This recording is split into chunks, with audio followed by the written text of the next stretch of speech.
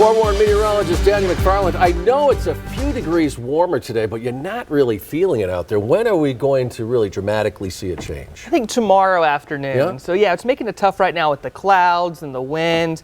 So even though we're about 5 degrees warmer, does it anyone really count? A little breeze out there yet? No, not yet. Not yet, but tomorrow's going to be fantastic. So we're going to have high temperatures tomorrow in the lower 70s and more sunshine. At least as of right now, lower 60s for most of the Tucson area. Some of the warmer spots, Oro Valley, starting to get some of those winds blocked up there. And you have Casas Adobes at 63.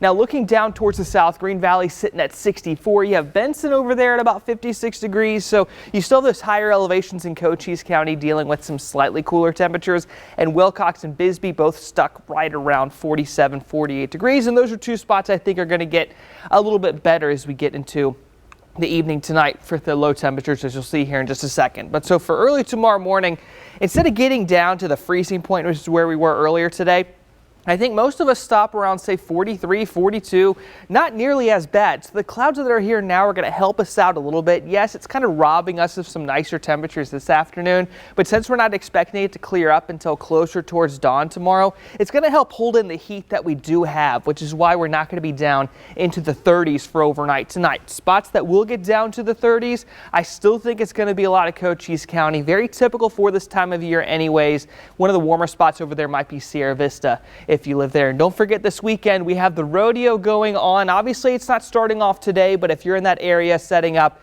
wind is still going to be a big issue during the evening. Saturday, I think it's going to be the best day to get out there if you're trying to decide between Saturday and Sunday, because Sunday there is going to be some isolated showers later in the day, but if you do want more shade, I do think Sunday is going to be a better day for you because we're not expecting the rain till the evening hours during that time.